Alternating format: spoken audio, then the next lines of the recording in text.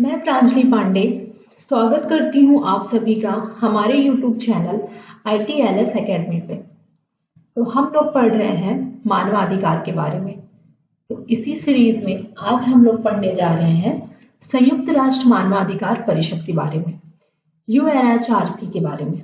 तो हम लोग अपने इस लेक्चर में संयुक्त राष्ट्र मानवाधिकार परिषद के बारे में पढ़ेंगे कि कैसे ये परिषद कार्य करता है, इसे बनाने की क्या आवश्यकता आई, कितने सदस्य देश हैं, मानवाधिकार परिषद अपने सदस्य देशों में होने वाले मानवाधिकारों के हनन से संबंधित मुद्दे को देखती है तथा उनके खिलाफ कार्रवाई करती है। यानी कि यह सभी देशों के नागरिकों के मानवाधिकारों को सुरक्षा प्रदान करती है। यह अंतरराष्ट्रीय स्तर की संस्था है। जैसा कि आप इस स्लाइड पे एक असेंबली को देख पा रहे होंगे, ये रहा, यही है हमारा UNHRC, यानी कि अंतरराष्ट्रीय स्तर पर यूनाइटेड नेशन में ही एक मानवाधिकार परिषद की व्यवस्था की गई है। उसी का इमेज यहाँ पे लगाया गया है, आप लोग देख सकते हैं UNHRC का चित्र यहाँ पे। तो इस तरह जो UNHRC है, हमारा संयुक्त राष्ट्र मानवाधिकार परिषद है, यह एक ऐसी संस्था है, अंतरराष्ट्रीय स्तर की एक ऐसी संस्था है जो विश्व के प्रत्येक व्यक्ति के मानवाधिकार के रक्षा को सुनिश्चित करने का कार्य करती है। और इसी तर्ज पर प्रत्येक देश अपने यहाँ भी राष्ट्रीय स्तर पर, राज्य स्तर पर मानवाधिकार की सुरक्षा के लिए संस्था का निर्माण किए हैं। यानी कि जिस तरह अंतरराष्ट्रीय स्तर पर UNHRC है, इसी तरह प्रत्येक देश अपने संविधान में या फिर अपने देश में राष्ट्रीय स्तर पर मानवाधिकार के सुरक्षा को सुनिश्चित करने के लिए राष्ट्रीय मानवाधिकार आयोग, राज्य स्तर पर मानवाधिकारों की सुरक्षा करने के लिए राज्य मानवाधिकार आयोग जैसे संस्था का निर्माण किया है। इसी तरह कह सकते हैं कि मानवाधिकार सुरक्षा से संबंधित संस्थाओं के संदर्भ में सबसे बड़ी संस्था जो है वो UNHRC है। यही कहने का मतलब है कि UNHRC जो है वो अंतरराष्ट्रीय स्तर की ऐसी संस्था है जो मानवाधिकारों की रक्षा करती है। तो इस तरह हमने देख लिया कि UNHRC के तर्ज पे ही प्रत्येक राष्ट्र अपने यहाँ राष्ट्रीय स्तर पर, राज्य स्तर पर ऐसी संस्था का निर्माण करेंगे।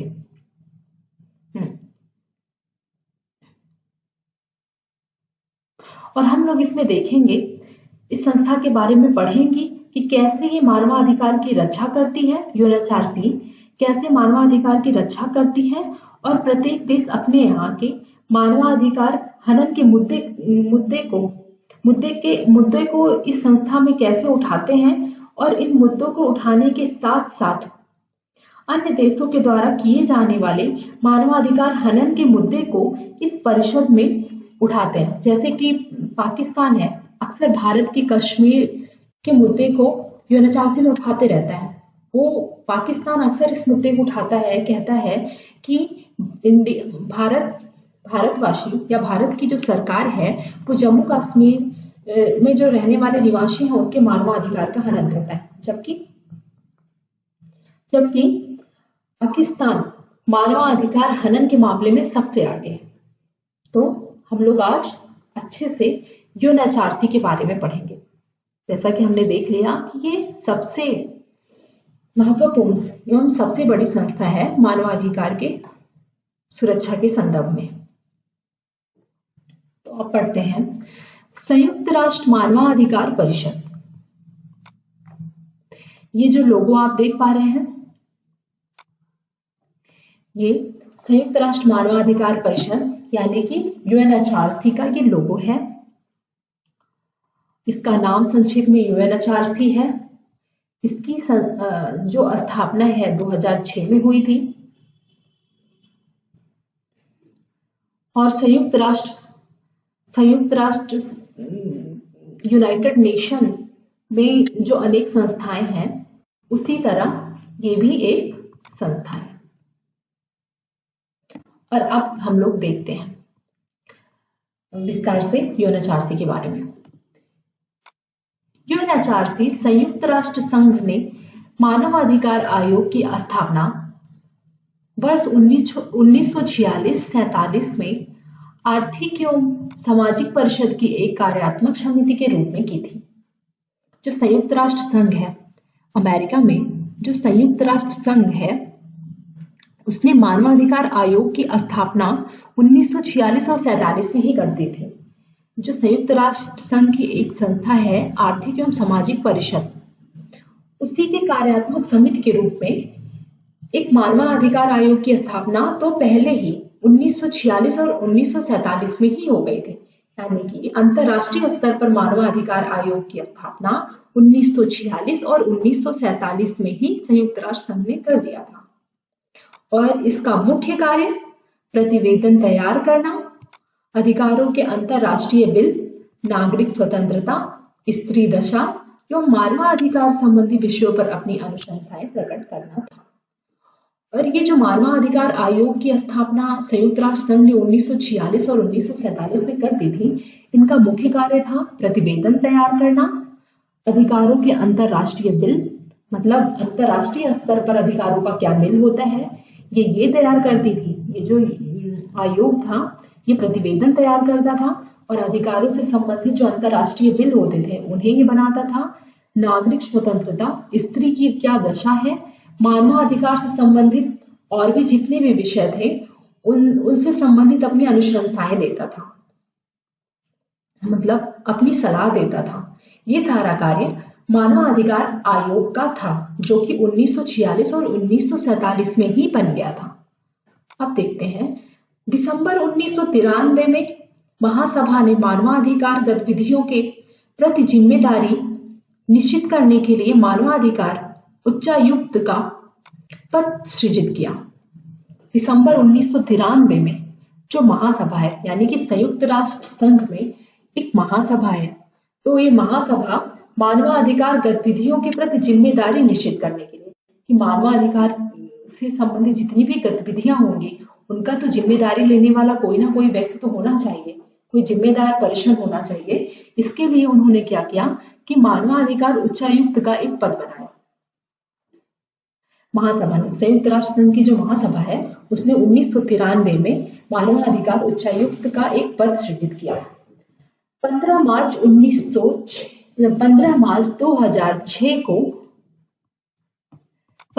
2006 को संयुक्त राष्ट्र महासभा ने एक नई मानवाधिकार परिषद के गठन का प्रस्ताव पारित किया। तो अब हम देख लेते हैं, जो हम लोग पढ़ने जा रहे हैं यूएनएचआरसी के बारे में, इसका गठन कब हुआ था? इसका गठन हुआ 15 मार्च 2006 को संयुक्त राष्ट्र महासभा ने एक नई मानवाधिकार परिषद का गठन कर दिया। इस तरह हम लोग पढ़ लिए कि सबसे पहले क्या था। सबसे पहले 1946-1947 में एक संस्था थी जिसका नाम था मानवाधिकार आयोग, जो कि 1946 और 1947 में ही बन गई थी। और बाद में 15 मार्च 2006 को जो संस्था बनती है उसका नाम होता है मानवाधिकार परिषद, जिसे संयुक्त राष्ट्र संघ की महासभा ने इसका निर्माण के गठन का प्रस्ताव पारित किया।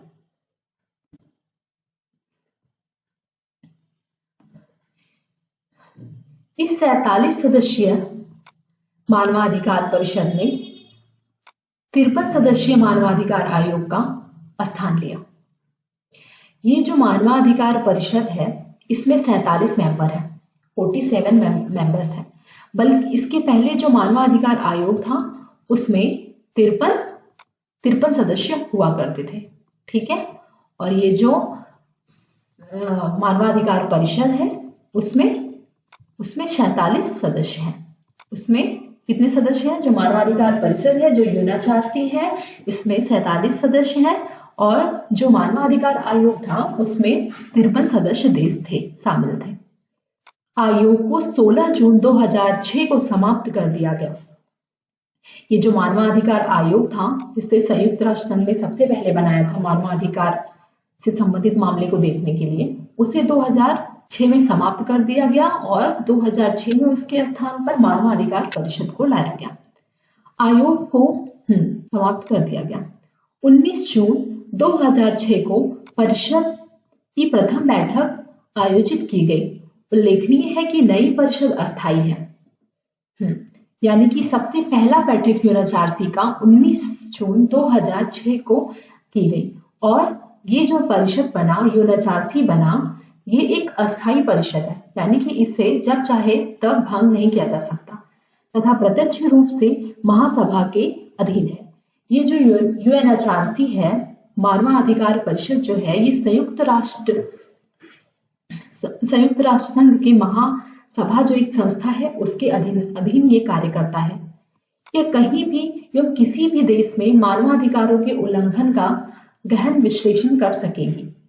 और ये जो यूएनएचआरसी है, ये मानवाधिकारों के उल्लंघन का गहन विश्लेषण करने का कार्य करता है। किसी भी देश में किसी भी व्यक्ति का अगर मानवाधिकार का हनन हुआ है तो कोई भी देश इस यूएनएचआरसी में मुद्दे को उठा सकता है और उस मानवाधिकार का जो केस है उसका गहन विश्लेषण ये यूएनएचआरसी करती है।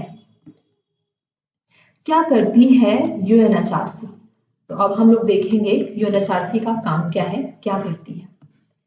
इसका कार्य सार्वभौमिक निष्पक्षता, वस्तुनिष्ठता, सृजनात्मक अंतर्राष्ट्रीय संवाद के सिद्धांतों के अंतर्गत निर्देशित होगा। इसे समय पर सभी एजेंसियों एवं निकायों को अपनी रिपोर्ट प्रस्तुत करनी होगी। यानी कि ये जो यूएनएचआरसी है, इसका कार्य है सार्वभौमिक निष्पक्षता, वस्तुनिष्ठता एवं सृजनात्मक अंतर्राष्ट्रीय संवाद के सिद्धांतों के अंतर्गत निर्देशित होगा। इसका यूएनएचआरसी के जो कार्य होंगे वो सार्वभौमिक स्तर पर किए जाएंगे और ये पूरी तरीके से निष्पक्ष होगा। वस्तुनिष्ठता होगी, यानी कि वस्तुनिष्ठता, निष्पक्षता का मतलब इसमें किसी भी तरह का कोई भी भेदभाव नहीं किया जाएगा।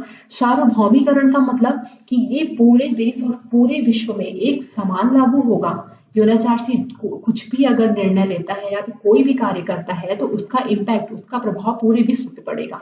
निष्पक्षता यानी कि ये किसी के विशेष के फेवर में कोई कार्य नहीं करेगा, पूरी तरह से निष्पक्ष होगा। निष्पक्ष हो गए, कोई भी जांच करेगा, कोई भी आदेश देगा, पूरी तरह से वस्तुनिष्ठ होगा। यानी कि यूएनएचआरसी मानवाधिकार का जो भी डिमांड है, जो भी उसकी मांग है, उसको देखते हुए ये कार्य करेगा। सृजनात्मक यानी कि सृजनात्मक तरीके से कार्य करेगा। ये अंतर्राष्ट्रीय संवाद के सिद्धांत के अंतर्गत, अंतर्राष्ट्रीय संवाद का जो सिद्धांत है उसके अंतर्गत ये कार्य करेगा और अपना निर्देशन देगा। सभी एजेंसियों और निकायों को अपनी रिपोर्ट प्रस्तुत करेगा।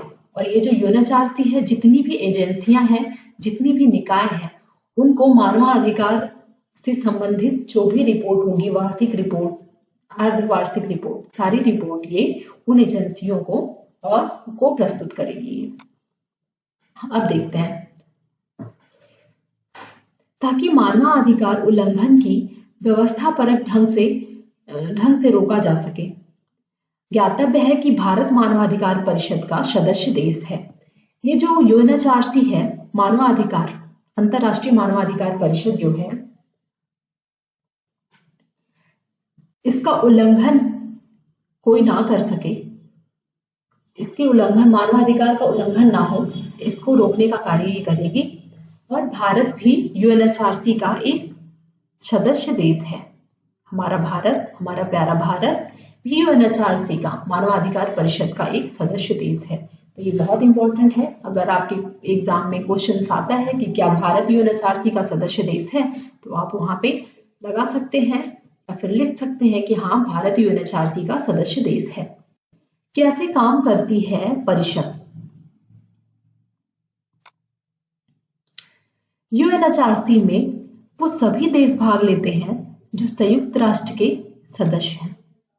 यानी कि जो यूएनएचआरसी है, मानवाधिकार परिषद है, इसमें वो सभी देश भाग लेते हैं जो संयुक्त राष्ट्र के सदस्य हैं।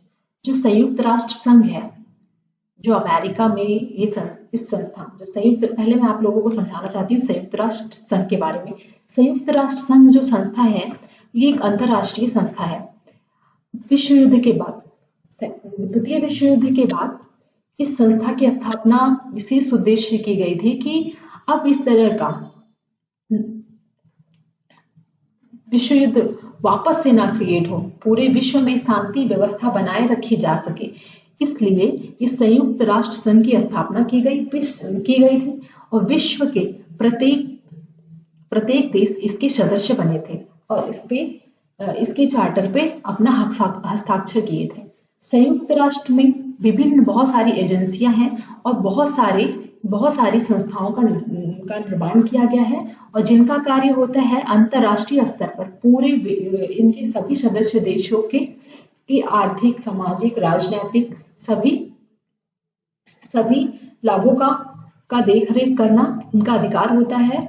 पूरे वैश्विक स्तर पर शांति एवं सुरक्षा बनाए रखना इनका कार्य होता है संयुक्त राष्ट्र संघ का।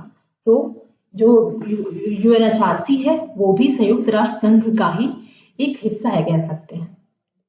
ये संस्था भी संयुक्त राष्ट्र संघ का एक संस्था है, ऐसा कह सकते हैं। तो इसमें ये बताया गया है कि संयुक्त राष्ट्र संघ के जितने भी सदस्य देश हैं उतने ही सदस्य देश, वही सारे सदस्य देश यूएनएचआरसी के भी सदस्य देश हैं। लेकिन किसी भी मुद्दे पर निर्णय लेने का अधिकार कुछ देशों को ही है। मतलब सदस्य तो जितने भी संयुक्त राष्ट्र संघ में सदस्य हैं उतने ही सदस्य यूएनएचआरसी में ही है, लेकिन जितने भी 47 या 53 जितने भी सदस्य देश हैं सभी को वो अधिकार नहीं दिया गया है कि कोई भी मुद्दा है तो प्रत्येक देश को अधिकार नहीं दिया गया है निर्णय लेने का। यानी कि कुछ ही जो शक्तिशाली देश हैं उन्हीं शक्तिशाली देशों को ही निर्णय लेने का अधिकार दिया गया है। निर्णय लेने की व्यवस्था में एक कार्यकाल में 47 देशों के प्रतिनिधि शामिल होते हैं। निर्णय लेने की व्यवस्था में एक कार्यकाल में 47 देशों के प्रतिनिधि शामिल होते हैं। इन देशों को पहले बताए गए 5 रीजन्स में से चुना जाता है और एक देश लगातार 2 कार्यकाल में शामिल नहीं हो सकता। इन प्रतिनिधियों का कार्यकाल 2 साल का होता है। मान लीजिए अगर मानवाधिकार हनन से संबंधित कोई मुद्दा आया, उस पर निर्णय लेना है और उस पर कार्रवाई हो रहा है और कार्यकाल चल रहा है, तो 47 देशों के प्रतिनिधि उसमें शामिल होंगे। यानी कि जितने भी सदस्य राष्ट्र हैं उनमें से 47 देशों के प्रतिनिधि इसमें शामिल होंगे उस कार्यवाही में और इन देशों को पहले बताए गए 5 रीजन्स में से चुना जाएगा।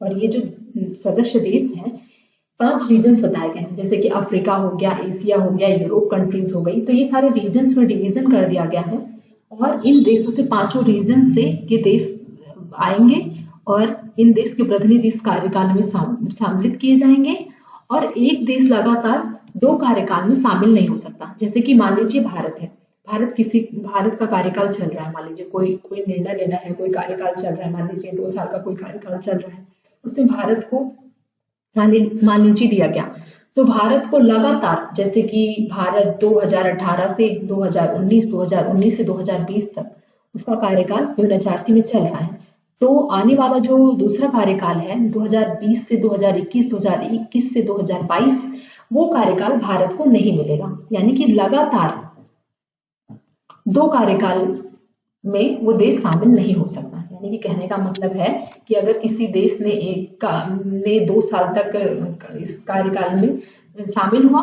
तो आने वाले कार्यकाल में वो भाग नहीं ले सकेगा। इन प्रतिनिधियों का कार्यकाल 2 साल का होता है। यानी कि एक जो कार्यकाल है, तो ये जो जितने भी सदस्य देश इसमें भाग लेंगे उनका कार्यकाल 2 साल का होगा। फिर ऐसे बदलते रहते हैं, देशों के कार्यकाल जो है यूएनएचआरसी में बदलते रहते हैं। यूएनएचआरसी में क्या है स्थिति? यूएनएचआरसी में क्या है स्थिति देखते हैं।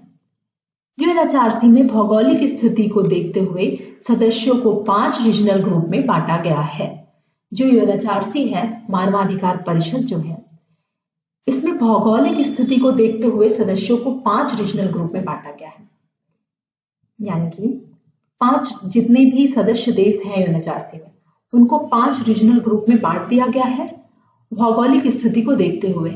जैसे कि एशिया है, एशिया पूर्वी साइड में स्थित है, अफ्रीका पश्चिमी, अमेरिका, पश्चिमी, यूरोप, नॉर्दर्न, तो वहाँ की भौगोलिक स्थिति क्या है, इस हिसाब से उसको रीजनल ग्रुप में बांट दिया गया है। यूएनएचआरसी के अफ्रीकन स्टेट में 13 सदस्य, यानी कि अफ्रीकन स्टेट से, यानी कि अफ्रीकन कंट्री से 13 मेंबर इसमें आएंगे। एशिया पैसिफिक से 13 सदस्य आएंगे, यानी कि जो एशिया और पैसिफिक का इलाका है पूर्वी साइड में, वहां से 13 सदस्य आएंगे। ईस्टर्न यूरोपियन स्टेट से 6 सदस्य आएंगे। जो ईस्टर्न यूरोपियन है, यानी कि एक ईस्टर्न होगा एक वेस्टर्न होगा, तो ईस्टर्न यूरोपियन से तो 6 सदस्य इसमें आएंगे, और लैटिन अमेरिका और कैरेबियन स्टेट से 8-8 सदस्य आएंगे, जबकि वेस्टर्न यूरोपियन और अन्य स्टेट के लिए 7 सीटें निर्धारित की गई हैं। यानी कि कह सकते हैं कि इसे 5 रीजनल ग्रुप में बांट दिया गया है, और ये भी इसमें डिसाइड कर दिया गया है कि कितने सदस्य किस रीजनल से रीजन से किस पर्टिकुलर देश से कितने सदस्य आएंगे, इस रीजन से कितने सदस्य आएंगे, ये भी निर्धारित किया गया है यूएनएचआरसी में। यानी कि यूएनएचआरसी के जो सदस्य हैं इस तरह आएंगे। भारत पाकिस्तान दोनों ही देश एशिया पैसिफिक ग्रुप में है, यानी कि भारत का पड़ोसी देश है भारत, तो जाहिर सी बात है ये एशिया पैसिफिक ग्रुप में ही आएगा। भारत 2021 तक यूएनएचआरसी का सदस्य है, यानी कि भारत जो है अभी प्रेजेंट टाइम में यूएनएचआरसी का सदस्य है, जबकि पाकिस्तान की मेंबरशिप 2020 में खत्म हो रही है। ये कार्यकाल जो था, यानी कि वो पहले कार्यकाल में चल रहा होगा, तो उसका कार्यकाल 2020 में खत्म हो रही है। तो आज हम लोगों ने अपने इस लेक्चर में यूएनएचआरसी यानी कि मानवाधिकार परिषद के बारे में पढ़ा। तो ये जो मानवाधिकार परिषद है, पूरे विश्व के जितने भी देश हैं उन सभी और जितने भी मेंबर देश हैं जो इस यूएनएचआरसी के मेंबर हैं, प्रत्येक देश में कहीं भी किसी भी तरह का अगर मानवाधिकार का हनन हो रहा है तो उसको संरक्षित करने का कार्य इस यूएनएचआरसी का है। जैसे कि फिलीपींस का मुद्दा हो गया, शरणार्थियों का मुद्दा हो गया, जम्मू कश्मीर का मुद्दा हो गया, या फिर पाकिस्तान में मानवाधिकार हनन का मुद्दा हो गया, या फिर अफगानिस्तान में राजनीतिक विफलता या फिर मानवाधिकार जैसे कोई भी मुद्दे हो गए, यूरोपियन कंट्रीज में, टर्की क्षेत्र में, अफ्रीकन कंट्रीज में, कहीं भी अगर मानवाधिकार से संबंधित कोई भी मुद्दे उठते हैं, कोई भी सदस्य अपने यहाँ मानवाधिकार के उल्लंघन के मुद्दे को यहाँ उठा सकता है, और फिर जो यूएनएचआरसी है इस पे बहुत अच्छी तरीके से इसकी जांच करेगा, विश्लेषण करेगा, और देशों को मानवाधिकार संरक्षित करने के संदर्भ में एक निर्देशन दे सकता है, और प्रत्येक देश को इसे अनिवार्य रूप से मानना ही होगा। यानी कि यूएनएचआरसी अपने आप में अत्यंत ही महत्वपूर्ण है। प्रत्येक व्यक्ति को यूएनएचआरसी के बारे में जानना चाहिए कि यूएनएचआरसी किस प्रकार मानवाधिकार, प्रत्येक व्यक्ति के मानवाधिकार का संरक्षण करता है।